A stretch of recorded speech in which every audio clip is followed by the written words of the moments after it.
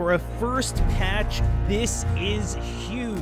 Welcome, ladies and gentlemen. My name is SwagMountain, and Battlefield dropped a bombshell last night on us with a huge patch. I'm talking like 10 pages of patch notes on this PDF. I'll have it linked in the description below. What I did was I read through all of it and kind of just pulled out what was probably relevant to most of you, or I think was really interesting myself. Tons of bug fixes, changes to weapons, vehicles, game modes. But let's just start with some of the general stuff and what's new. They've added customization to the home screen. You can now customize your soldier both within the customization page as well as a quick customization right on the home screen. They've also now brought back their squad leader fix, allowing you to steal squad leader from somebody who's not marking objectives. If you request an order and no order is placed by the squad leader for 60 seconds, you will become the new squad leader. Along the same lines with squads, if there are less than 3 people that have joined off each other through group or party, it will no longer automatically lock the squad. You still have the option to do it, but that'll at least give people an opportunity to join some of these squads that are already formed and to let your squad fill up if you only have a couple people you're playing with. They also fixed an issue with weather desyncing for certain players, where if you left the game, it rejoined during extreme conditions. Some players didn't even have weather, where others had extreme conditions. Another super common complaint that I saw from people was that the quit game a button was not showing up after a game had ended until like the last 1 second before the map changed. That should now be fixed. There was tons of spawn fixes as well, and not all of them were super specific. They depended on the map and the mode for where it did mention it, but it did get some specifics in terms of planes spawning farther back to help avoid behemoths on certain maps. There's now a sound effect for kind of a hit marker-esque thing when you ricochet a bullet off of a tank, for example. If you hit it at the right angle, it'll just bounce right off, and they made it a little bit more understandable that that is a ricochet by adding the sound effect. In terms of player balance and matching up the lobbies, they now are going to be balancing players based on their skill in their current game rather than their overall global level. And there was a ton of improvements to server performance, bandwidth, handling jitters, packet loss, better hit registration, especially for planes they had mentioned, and several other performance updates. There was also a ton of notes about joining into games, leaving games. I mean, there's just a ton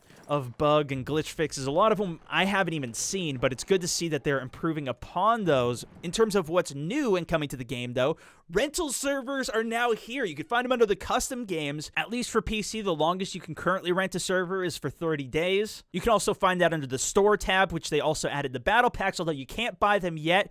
In the 22nd, that should be coming out. And from battle packs, you can now get squad XP boosts. And they also made it so that the kill log, you can now choose it to show all or customize it to only show yourself, your squad, or even just nearby actions. I'm going to be testing this out, as I think this will probably be the best if you pay attention to the feed. For example, so you know if an enemy's sniping all the teammates that are around you, just by looking at the feed. Now let's get into some of the specifics, starting with the game modes. Operations. They've now increased the ticket count from 150 to 250 for the 64-player count and 200 for the 40-man player count, giving the attacking side much more time. But they didn't stop there. They've made it so whenever you kill an enemy who's retreating after you completely capture a wave, you'll now regenerate 3 tickets back from that rather than just 2.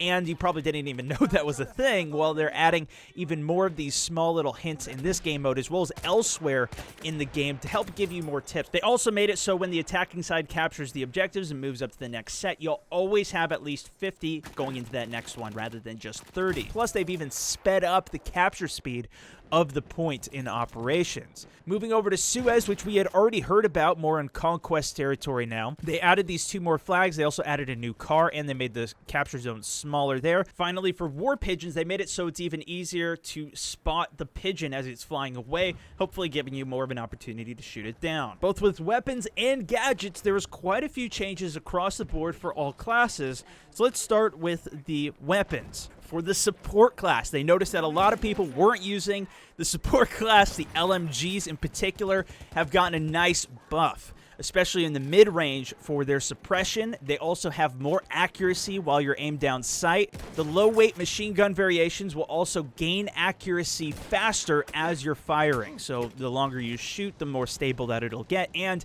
they have bipods. Over to Assault, the Hell Regal now will overheat slower and will have slightly more horizontal recoil. They made the buckshot more consistent for the shotguns, although there's no mention of the 10A shotgun, which I personally saw a lot of messages about that from my comment section. They've also decreased the Russian 1895 infantry and sniper variants rate of fire, so you should be able to shoot it faster, bringing it a little bit more similar to how it was in the Alpha, where you could shoot very quickly between shots. Lines up a little bit better with its animations.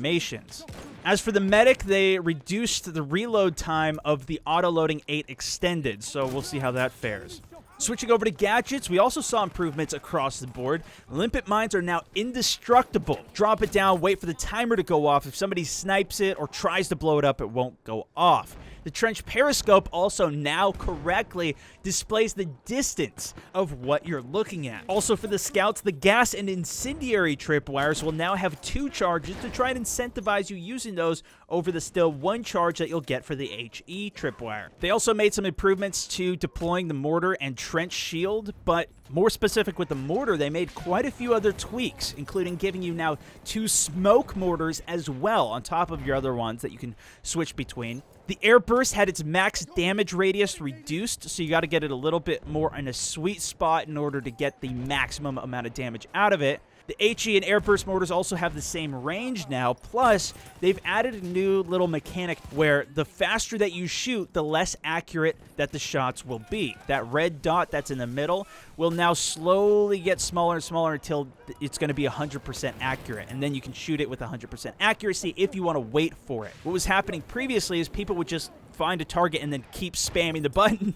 Even the animation couldn't even catch up with how fast and accurate you could shoot that. They also changed the syringe damage scale, where as you hold it down, it'll increase the amount of damage that you do until, obviously, when it's fully charged, it'll fully kill somebody. But before, you could either fully kill somebody on a full charge or it didn't do anything. So now there's a little bit of a middle ground there. Now over to vehicles, the Fortress gun has gotten much more powerful. Not only against vehicles, but it has a bigger explosion radius and lethal radius against infantry as well. The AA saw a nerf, which a lot of people are going to be happy about, decreasing the damage against planes as well as their parts. And the AA truck had its range decreased to prevent some of the spawn camping that it was really capable of. As for the planes they were damaging, the Rankin darts have increased damage and blast radius. Overall, scouts will do less damage with their rifles to the planes, but the K-bullet damage will be increased. The Bomber Killer had its bullet velocity increased as well to help it in the dogfighting it was meant for, and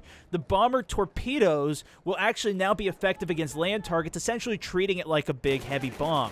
Cavalry will also have reduced headshot damage with increased grenade damage against transport vehicles and an increased grenade throw range to give them a little bit more versatility against the vehicles. Back to the artillery trucks, they'll actually do more damage up close now, less from at range, but they'll also have less damage drop-off for extreme range against players to get the extreme long-range kills. Some of those can drop mines on the ground amongst other vehicles, and that limit has now been increased so you can have 6 mines down at a time rather than just 3. And while you're in the Behemoth, you can now see on the HUD which parts are actually broken, which a lot of people were confused about why you couldn't get into certain seats in the airships. This will now be indicated. Revision 5 packs are now out as well, and in terms of the Battle Fest, which also should start today, there will be some type of community challenge, and there will also be some type of unique battle pack. I'm not sure if they were just talking about the squad XP boost that you can get from your battle packs now as well, or if there will be something else coming. Huge props to Battlefield, though, for a major patch less than a month after the game's release, and I've already seen these devs tweeting, posting like they want even more feedback on their forums. Keep telling them what's wrong with the game, what you want to see improved, what you want to see improved first. They're listening to the feedback clearly, and it's amazing to see. Now, there's also an update with the Easter egg. Ballroom Blitz has finally got some locations found. The Morse code is coming in clear, saying previous message corrupted, await further instructions. So we didn't actually get anything. Something is coming, though. Huge shout out to all the European guys who've been working on this while I was asleep. And I'm going to make a separate video talking about that because a lot of people are following the Easter egg story as well, and I want to get them all updated in case they've already heard this spiel. But let me know what you guys think about this update. If there's anything else in the patch notes that you really liked and I didn't hit it, let me know in the comment section below. Thanks so much for watching, though. This is SwagMountain 64, over and out.